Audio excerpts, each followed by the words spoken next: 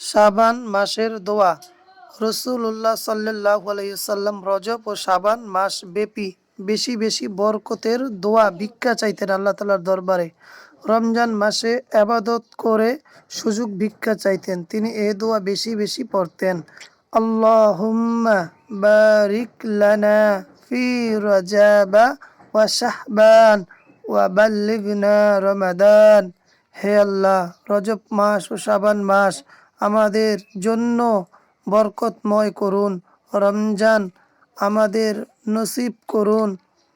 মুসনাদে আহমদ হাদিস 259 নম্বর হাদিস।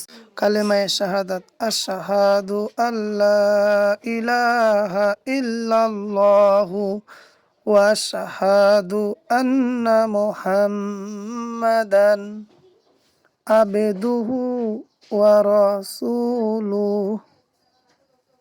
আপনার তওবা কবুল হবে, আপনার সকল দোয়া কবুল হবে এবং আপনার সকল কাজ সহজ করে দিবেন আল্লাহ তাআলা যদি এই দোয়াটি পড়েন।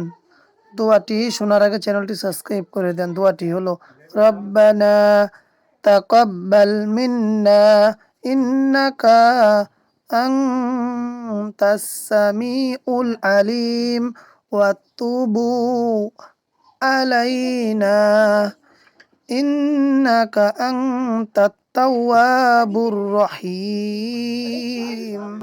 রুকুর তাসবিহ। সুবহানা রাব্বিয়াল আযীম। রুকু থেকে ওঠার দোয়া। সামি আল্লাহু লিমান হামিদা। রুকু থেকে দাঁড়িয়ে রব্বানা লাকাল হামদ। সেজদার তাসবিহ। সুবহানা রাব্বিয়াল আলা। দুই সেজদার মাঝখানে দোয়া পড়া। আল্লাহুম্মা গফিরলি ওয়ারহামনি ওয়াহদিনি ওয়াআফিনি। শাবান মাসের দোয়া। রাসূলুল্লাহ সাল্লাল্লাহু আলাইহি ওয়াসাল্লাম রজব ও শাবান মাস ব্যাপী বেশি বেশি বরকতের দোয়া ভিক্ষা চাইতেন আল্লাহ তাআলার দরবারে।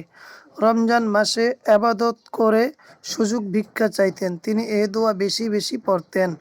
আল্লাহুম্মা বারিক লানা ফি রজাবা ওয়া শাহবান ওয়া বাল্লিগনা রমাদান। হে আল্লাহ, রজব মাস ও শাবান মাস আমাদের জন্য বরকতময় করুন। রমজান আমাদের নসিব করুন। মুসনাদে আহমদ হাদিস 259 নম্বর হাদিস।